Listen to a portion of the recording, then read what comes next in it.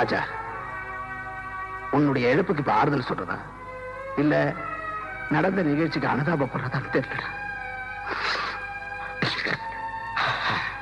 சில விஷயங்கள் நம்மோட பார்வைக்கு நியாயமா தெரியலாம், ஆனா அதே விஷயம் சட்டத்தோட பார்வைக்கு தவறா தெரியும். விசாரணையில எல்லாம் உண்மையும் தெரிய வரும். நம்ம சட்டம் என்னைக்குமே நிரபராதிகளை தண்டிச்சது இல்லடா. அப்ப நாங்க எல்லாம் குற்றவாளிகளா? நீங்க தப்பா புரிஞ்சுக்கிட்டீங்க. உங்களை இங்க கூப்பிட்டு வந்தத உங்களை விசாரிக்கதான். நியாயத்தை கேட்டா நீதி விசாரணை உள்ள தள்ளுவீங்க. ஆனா இத்தனைக்கு காரணம் யாரோ அவங்களுக்கு போய் பாதுகாப்பு கொடுப்பீங்க. கல்யாணம் பண்ண அன்னைக்கு கட்டினவளை அன்னைக்கு எதிராக பறி கொடுத்த வேதனை உங்களுக்கு எப்படி சார் புரியும்? பிறந்தது பல வயசுல, ஆனா வளர்ந்தது ஒரே ரூம்ல. பாவம் அப்பாவி பையன் சார் அந்த சிவா. அவனை குருவி சுடுற மாதிரி சுட்டு தள்ளாங்க. அந்த வேதனை காக்கி சட்டை போடுறவங்களுக்கு எப்படி தெரியும்? எப்படி தெரியும்?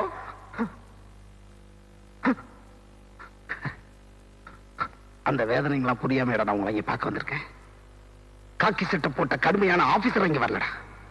அதுக்குள்ள இருக்கிற ஒரு மனுஷன், ஒரு சாதாரண மனுஷன், உங்களை எல்லாம் சகோதரனா பாசத்தோட ஏத்துக்கிட்ட ராஜராஜன் வந்திருக்கா. எதுக்கு சார்? நடந்தது நடந்து போச்சு, கவலைப்படாதீங்க. சட்டம் உங்களை காப்பாத்தும் சொல்ல வந்தீங்களா? சட்டம் எங்களை காப்பாத்துங்கிற நம்பிக்கை எங்களுக்கு போயிடுச்சு சார்.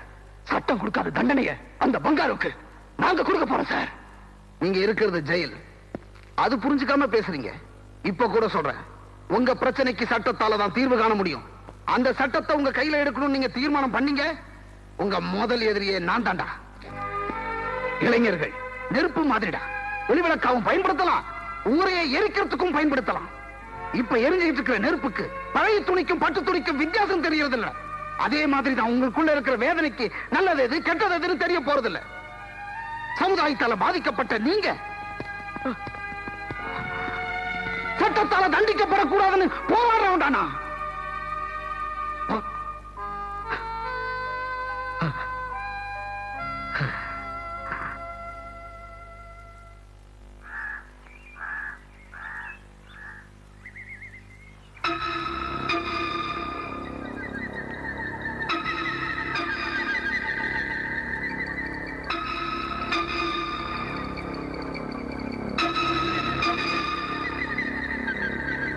ராத்திரி 8 மணிக்கு நாங்க ரெடி.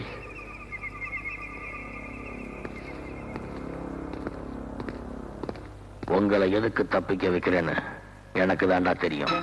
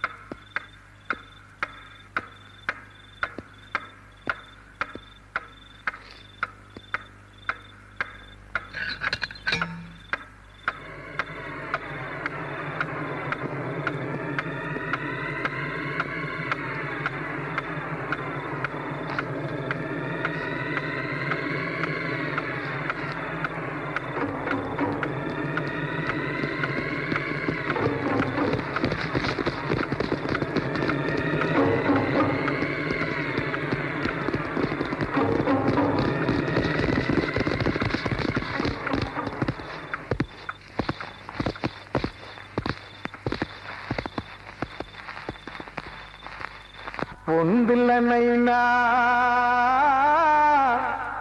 உலகா என்றில்லைனா என்றில்லைனா முடிவு உண்டில்லைனா.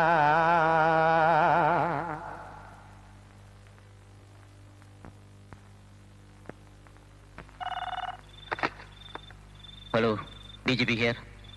சார், நான் ஜெயிலர் பேசுறேன். தீவிரவாதி குமாரும் அந்த 5 பசங்களும் ஜெயிலில் தப்பிச்சு போயிட்டாங்க.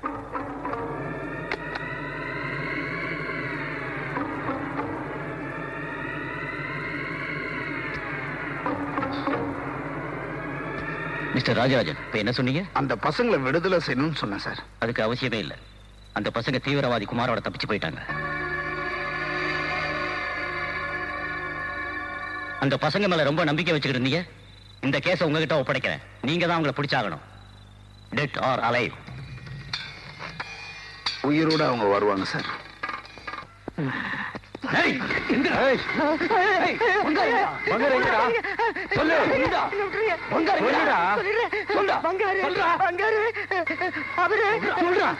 அட்டகட்டிக்கு பக்கத்துல இருக்கிற எஸ்டேட் பங்களாவுக்கு போயிருக்காரு.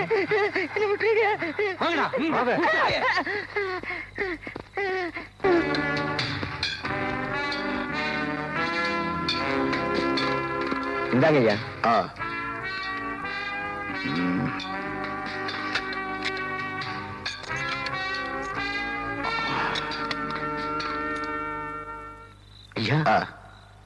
இது இருந்தா நான் யூஸ் பண்ணிடுவேன். அவங்களுக்கு பிடிக்க இது தேவையில்லை. எனக்கு நம்பிக்கை இருக்கு. அவங்களை நிச்சயமா திருப்பி கூப்பிட்டு வந்துடுவேன்.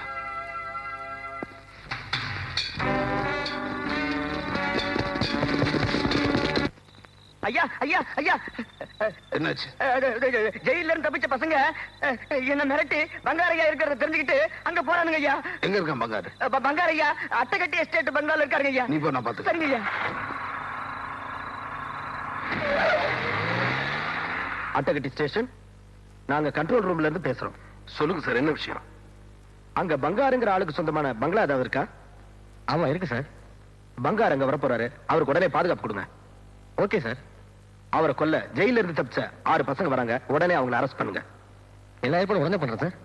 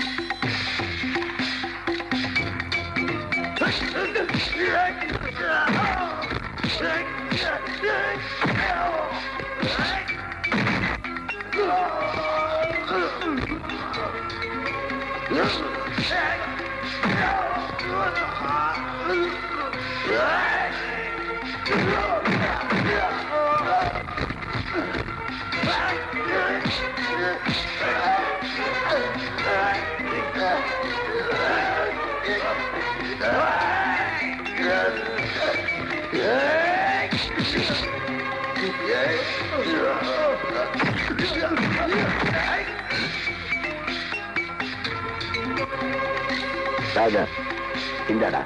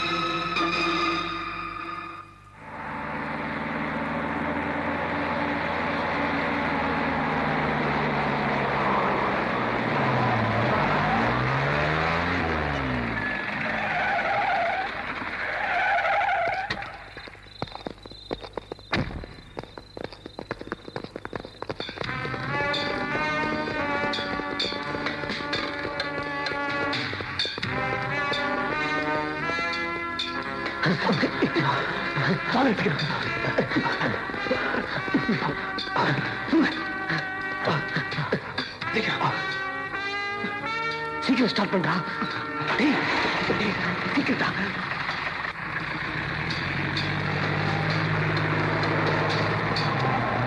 சார், அந்த பசங்க ஜீப் எடுத்து தப்பிச்சு போறாங்க சார். நான் உங்களை ஃபாலோ பண்றேன். நீ போலீஸ் பெட்டல் அங்க வந்து சரி. எல்லாரும் சீக்கிரம் கீழே வாங்க. சீக்கிரம் வாங்க.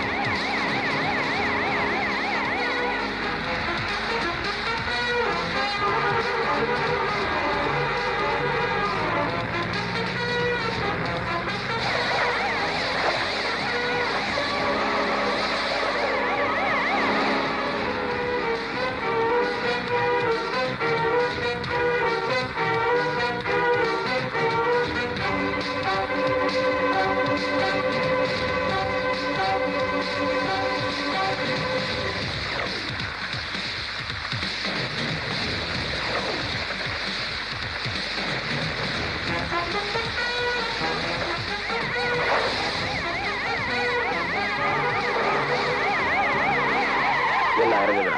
சீக்கிரம்.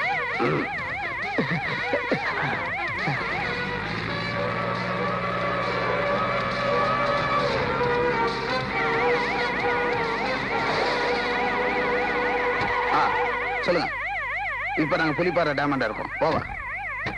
அரே சார், வேன் வந்துச்சுன்னா போட் யார்டு வழியா வர சொல்லு. ஓகே? Okay sir.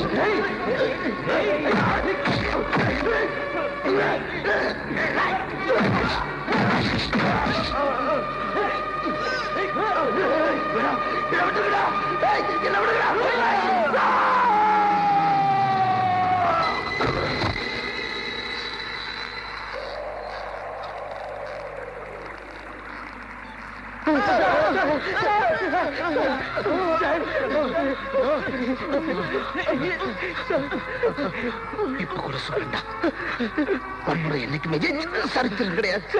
தயவுசெய்து சட்டத்திட்ட சார் நடந்துருங்க. சமுதாயத்தில் ஒரு சிலரால் பாதிக்கப்பட்டிருக்கீங்க. பழிவாங்க ஆரம்பிச்சுட்டா வாழ்க்கையோட பாதையை மாறிடும். குமாருக்கு தவறான பாதையில போகாத சொல்றதுக்கு ஆள் இல்லை. அதனால அவன் இந்த நிலைமைக்கு ஆளாயிட்டான். ஆனா உங்களுக்கு சொல்றதுக்கு நான் இருக்கு. கமிஷனர் செல்வரத்னத்திட்ட சொல்லியிருக்கேன். அவர் நிச்சயமா உங்களை இடத்துல இருந்து காப்பாற்றுவார். இந்த இளைஞர்கள் தான் நாளைய சமுதாயம். இன்றைய இளைஞர்கள் தான் நாளைய சமுதாயம்.